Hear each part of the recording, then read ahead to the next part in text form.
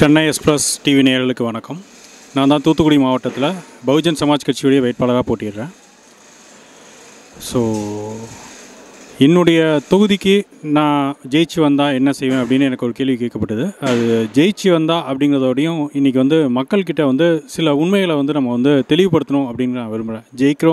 ஜெயிக்கலை அப்படிங்கிறது ரெண்டாவது. இன்றைக்கி இல்லைனாலும் ஒரு நாள் கண்டிப்பாக மக்கள் என்னை ஜெயிக்க வைப்பாங்க, இல்லை என்னுடைய கட்சியை ஆதரிப்பாங்க அப்படிங்கிற நம்பிக்கை இருக்குது. ஆனால் மக்கள் இப்போ என்ன மாதிரியான ஒரு முடிவில் இருக்காங்க அப்படின்னா, ஒன்று இப்போ எனக்கு எதிராக யாரெல்லாம் நிற்காங்க அப்படின்னா, கனிமொழி கருணாநிதி இருக்காங்க, இன்னொன்று தமிழிசை சவுந்தரராஜன் இருக்காங்க.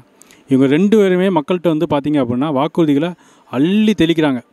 எல்லாத்தையும் சொல்கிறாங்க. நீட்டிலேருந்து ஸ்டெர்லைட்டில், தூத்துக்குடியில் லோக்கல் பிரச்சனை ஸ்டெர்லைட்லேருந்து எல்லா பிரச்சனையும் நாங்கள் வந்தால் தீர்த்துருவோம்னு சொல்லிட்டு கனிமொழியும் சொல்கிறாங்க, பாஜகவும் சொல்கிறாங்க.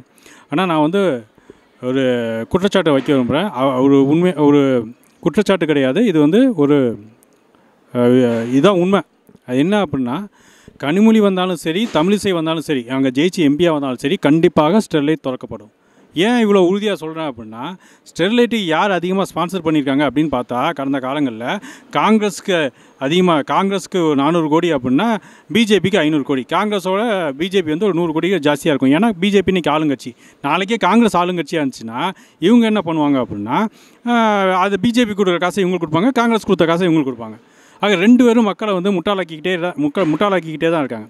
இதோடைய விளைவு என்ன அப்படின்னு பார்த்தோம் அப்படின்னா, மக்கள் பாவம் அந்த ஒரு நச்சு ஆலைக்கு எதிராக போராடி குண்டடிப்பட்டு இறந்து போய் கடைசியாக அந்த உயிருக்கு தியாகத்துக்கு மதிப்பே இல்லாமல் போயிடும்.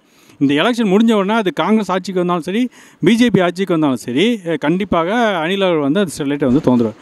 அப்போ இதுக்கு என்ன தீர்வு? இதை இன்னும் நல்லா யார் எக்ஸ்பிளைன் பண்ணியிருக்கா அப்படின்னு பார்த்தோம் அப்படின்னா, இப்போ சமீபத்தில் கூட உரியடி அப்படின்னு சொல்லிட்டு ஒரு படம் வந்துச்சு. அந்த படத்தை அப்படியே ஸ்டெர்லைட் இஷ்யூ தான் வச்சுருக்காங்க.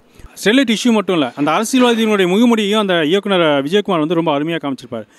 எக்ஸாக்ட்லி அவர் என்ன காமிச்சாலும் அதுதான் இங்கே தூத்துக்குடி பாராளுமன்ற தொகுதியிலையும் நடந்துகிட்ருக்கு. அதாவது என்ன அப்படின்னா, ஒரு சைடு கனிமொழி கருணாநிதி நாங்கள் ஸ்டெர்லைட்டை மூடுவாங்க, ஆனால் பார்த்தா காங்கிரஸ் அதிகமாக அவங்கக்கிட்ட காசு வாங்கின ஒரு கம்பெனி. அது போக திமுக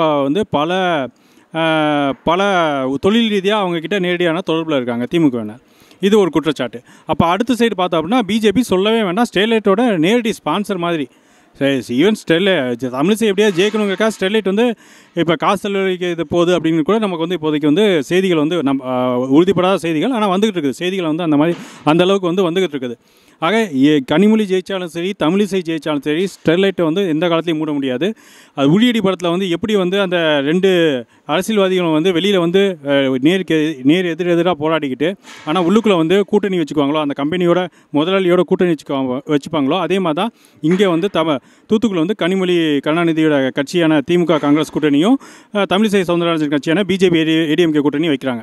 அப்போ இதோட ரிசல்ட் என்ன அப்படின்னா, கண்டிப்பாக எலெக்ஷன் முடிஞ்சவொடனே ரெண்டு கட்சியில் யார் நீங்கள் எம்பியாக தேர்ந்தெடுத்தாலும் அவங்க இங்கே கம்பெனியை ஓப்பன் பண்ணிட போகிறாங்க. அதுதான் நடக்கும். அப்போ இதுக்கு மாற்று என்ன? இதை தடுக்கிறதுக்கு நம்ம என்ன வழி பண்ணலாம் அப்படின்னா, இன்றைக்கி இந்தியாவில் ஜனநாயகபூர்வமாக ஒரு ஓட்டு, அந்த ஓட்டு தான் நமக்கு மதிப்பே. அப்போ அந்த நம்ம போராடி நம்ம உயிரிழந்துட்டோம். இப்போ அடுத்த போராட்டத்தில் இருக்கோம். இந்த போராட்டங்கிறது நம்மளுடைய ஓட்டு. இந்த ஓட்டை நம்ம சரியாக பயன்படுத்தினா தான் இது நம்ம அந்த இறந்தவங்களுக்கு நம்ம சரியான ஒரு மதிப்புக்கு நம்ம கொடுத்த மாதிரி. அப்போ யாருக்கு ஓட்டு போடலாம் அப்படின்னா, நான் உங்ககிட்ட உரிமையோடு கேட்குறேன், நீங்கள் எனக்கு ஓட்டு போடுங்க அப்படின்னு சொல்லிட்டு. ஏன் பகுஜன் சமாஜ் கட்சிக்கு ஓட்டு போடணும்? அப்போ நீங்கள் கார்ப்பரேட்டை காசு வாங்கலையா அப்படின்னா, இதுவரைக்கும் இந்தியாவிலேயே இருக்கிற தேசிய கட்சியாகட்டும் மாநில கட்சியாகட்டும் எந்த கட்சியிலையுமே ஒரு கார்ப்பரேட் நிறுவனத்திட்ட கை நீட்டி காசு வாங்காத ஒரே கட்சி பகுஜன் சமாஜ் கட்சி மட்டும்தான்.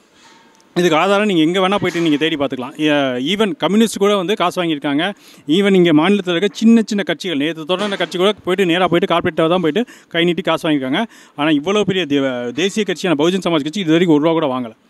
ஏன் வாங்கலை அப்படின்னா, அங்கே கொள்கை மக்களோட கொள்கை. மக்களுக்கான அரசியல் செய்கிறவங்க மக்கள்கிட்ட பணம் வாங்கி அந்த பணத்தின் மூலியமாக தான் அரசியல் செய்யணும். அதை தான் பகுஜன் சமாஜ் கட்சி செஞ்சிட்ருக்கு. அப்போ பகுஜன் சமாஜ் கட்சியால் மட்டும்தான் மக்களுக்கான பிரச்சனைக்கு ஒரு நிரந்தர தீர்வு தர முடியும். நாங்கள் கண்டிப்பாக கார்ப்பரேட் பக்கம் எந்த சூழ்நிலையும் நிற்க மாட்டோம். ஏன்னா நிற்க வேண்டிய அவசியம் இல்லை. ஏன்னா நாங்கள் அவங்ககிட்ட கை நீட்டி காசு வாங்கலை.